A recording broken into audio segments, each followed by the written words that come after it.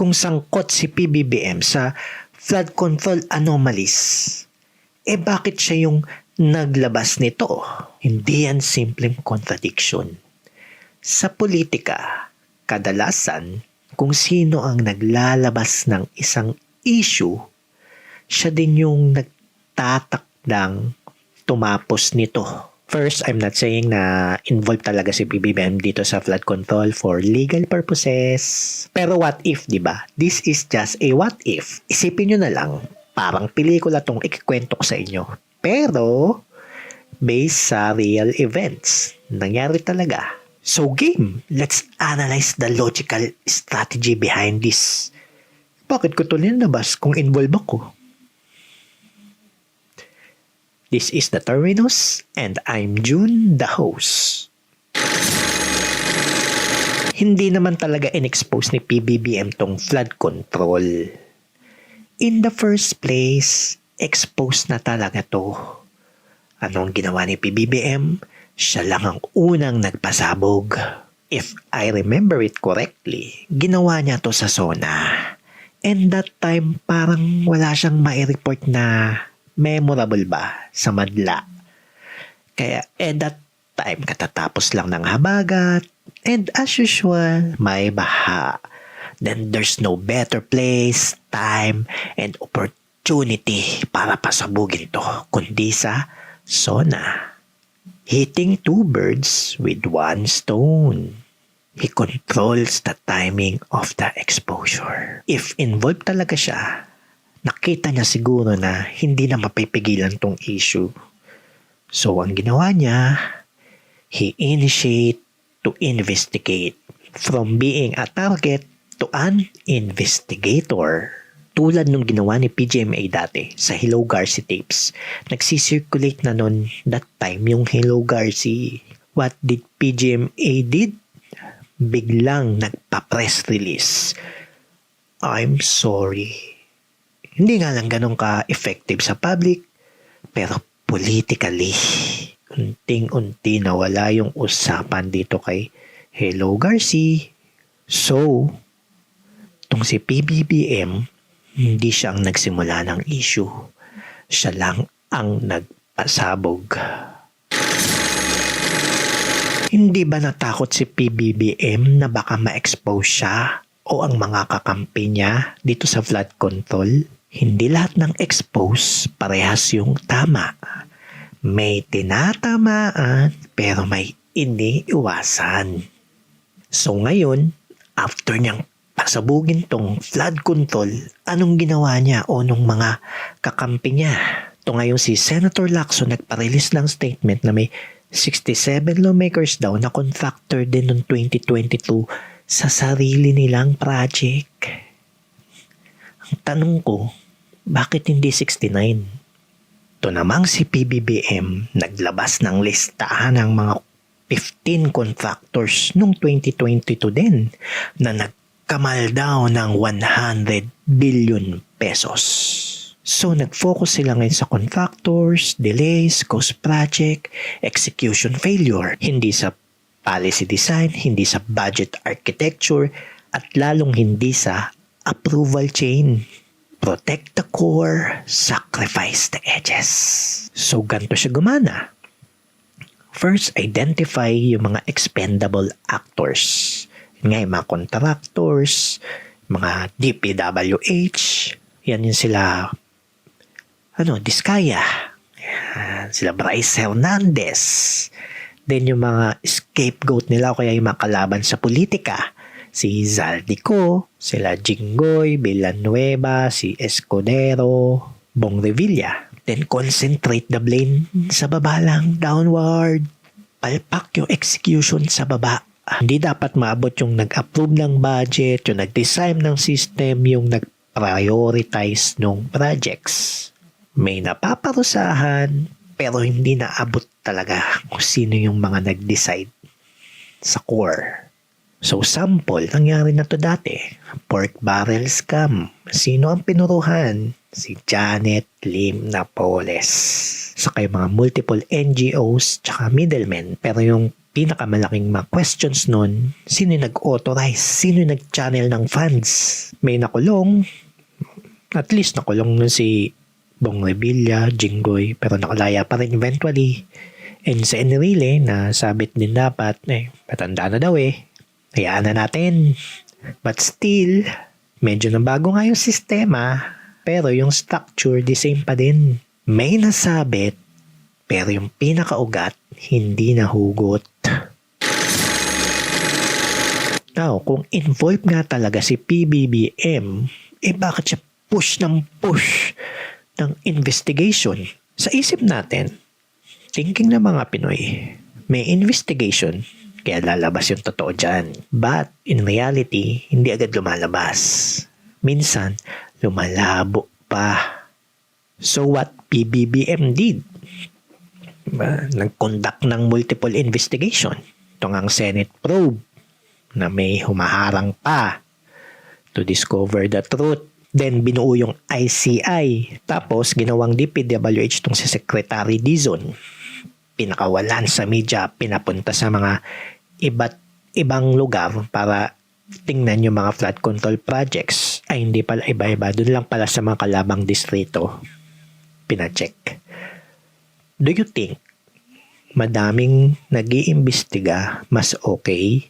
Tingnan nyo yung structure. May Senate inquiry, may agency reports, may technical submissions. Pero walang iisang sagot, kundi multiple layers of process lang. Bureaucracy doesn't just organize work. It distributes responsibility. At pag na-distribute ang responsibility, lumalabo ang accountability. Paano to gumagana? First, convert the issue into a process. From kung sino ba ang may kasalanan, to ano ba ang findings ng committee. Second, translate blame into a technical language, diba? Simpleng lang sana ituro kung sino may kasalanan, pero nagiging delay, diba? Procurement issue, compliance gap. So, yung third, fragment responsibility. Hati-hatiin yung responsibility. Sa Senate, oversight lang yan. May pumipigil pa. Then yung ICI, gumawa ng report, pinadaan mo na kay PBBM. Pagkakatiwalaan pa ba yung report na yun? Then itong si Dizon, nagpapogi lang sa media. Walang isang may buong pananagutan. Lahat may parte, walang sentro. Sino ba talaga yung nasa sentro? Sample, yung Mama Sapano clash. Ano nangyari doon? After na incident, nagkaroon ng Senate hearings, Board of Inquiry, multiple reports, and lahat may kanya-kanyang findings. Pero, iba-iba yung emphasis. Merong operational failure, chain of command, miscommunication, blah blah blah. So, puro paliwanag. Pero yung may pananagutan, konti lang. So, kapag dinaan sa process, yung tanong, nagiging report na lang yan. Documents na lang yan. And yung CC, nagiging technical na lang. So, yung dating malinaw, nagiging komplikado. Timing is not coincidence. If involved nga dito si PBBM, you have to alleviate some pressure from it. Ano ba yung kasabay ng issue ngayon na flood control na hindi mamatay-matay? Impeachment ni VP Sara. Coincidence lang ba? Nahati yung attention ng public. Hindi na yung isang issue lang yung tinitingnan. Diba? Ang dami na. Where it is louder, that is where the focus goes. So, ganito gumagana to. So, mag-introduce ka o magpalaki ka ng isang issue. Mas dramatic, mas emotionally charged, mas political, mas maganda. Split public attention. In this case, from flood control. Naging from flood control plus impeachment, meron pa yung plus ICC, political drama. Yan, mahiling mga Pinoy teleserye. So, it reallocate outrage. Yung galit ng mga Pinoy nahati. Tapos, humihina per issue. Kasi nalilibang na lang sila. So, ang ending, walang sustained pressure sa isang issue, nawawala yung momentum ng accountability. Just like PGMA did before. Bigla siyang nag-proclaim ng state of emergency.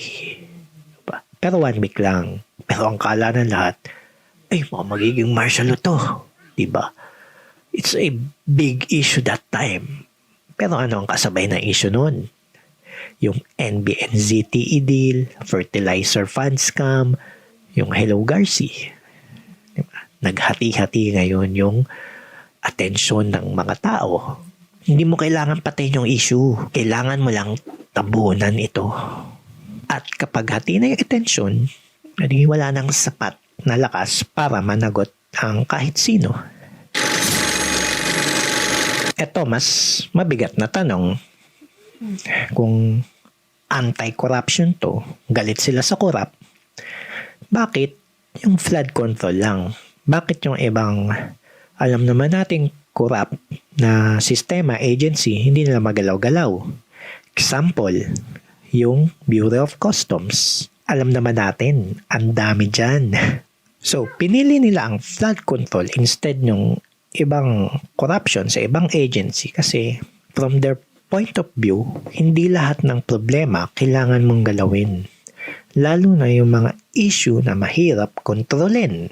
So, let's compare ng flood control compare sa customs. For example, flood control is project-based, may contract, may paper trails, may mga discrete actors yan, yung mga project manager, mga contractor, DPWH, blah blah blah. Madaling i-contain yung investigation, may mga actors, political actors or na madaling palitan at limited lang yung magiging epekto sa ekonomiya. While sa customs, network-based yan. Sala-salabat yan. Tuloy-tuloy ang operation and madaming overlap sa political, businesses, enforcement. Dami yan. So, you have to think of the risk dito. Kung anong mga maririsk ba dito kapag nilabas mo ang isang issue. Ang isang risk is yung political layer. Mga madaming masasabit na kakampi mo, mga patrons, madali itong makakapagpabagsak ng coalition. Isang risk, yung mga business, and yung mga oligarchs. Ayaw ng mga oligarchs paggalaw yung customs. Kasi nga, maapektuhan yung mga business nila, yung mga pinagkakakitaan nila. Siyempre, may epekto din sa economy kasi yung supply chain maapektuhan din. You need to disrupt the whole system kung gusto mong galawin tong customs. So, ano yung pinagkaiba ng risk ng pag-expose ng flood control sa pag-expose ng customs? Sa flood control kasi, kaya mong i-control yung scope kung ano lang maapektuhan. Kaya mo control din kung sino lang yung magiging accountable. And kaya mo i-manage yung pagbagsak. While dito sa customs, madami chain reaction kasi dito. Tapos may, yun nga, economic consequence and hindi pa madaming papalag. Madami kang makakalaban talaga. Baka una ka pang bumagsak kung ikaw si PBBM tapos expose mo tong custom, una ka pang babagsak kaysa una mong mapabagsak yung corruption sa customs. Kaya usually, ang mga ini-expose lang ng mga politiko is yung parang katulad lang ng pattern ng flood control. Example niyan, yung PDAF, Priority Development Assistance Fund Scam. Right? Structure yung funds, traceable transaction, madaling i-manage yung bagsak, madaling iiwas yung mga kakampi, madaling target lang kung sino yung gusto mong matarget. Manageable. Kaya yung tanong na, bakit flood control lang? Kasi ito lang yung kaya nilang galawin at kaya nilang kontrolin kung sino lang yung mga tatamaan. So, kung pagsasama-samahin mo itong mga strategy na nabanggit ko, posible ba talaga na involve si PBBM dito sa flood control kahit siya yung nag-expose or nagpasabog? Sa tingin nyo, in high-level politics, these are very common, especially here in the Philippines. Different issue, same pattern. So as a voter, Ito yung tanong ko sa inyo. Effective ba? Tumagos ba yung mga strategy na to ni PBBM sa inyo? Unti-unti nyo na bang nakakalimutan tong flood control issue at kung sino-sino ba talaga ang may kasalanan dito?